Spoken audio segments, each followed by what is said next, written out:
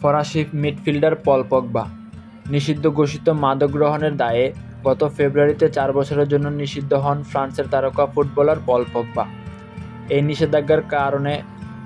নিষেধাজ্ঞার কারণে জাতীয় দল সহ সকল ধরনের ফুটবল থেকে ছিটকে যান পগবা। এই শাস্তির পর পগবার ফুটবল ক্যারিয়ারও শেষ ধরে নিয়েছিলেন অনেকে।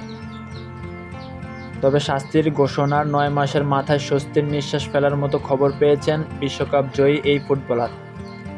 আন্তর্জাতিক ক্রীড়া আদালতে আপিলের পরিপ্রেক্ষিতে পগবার নিষেধাজ্ঞা 4 বছর থেকে নেমে এসেছে 18 মাসে।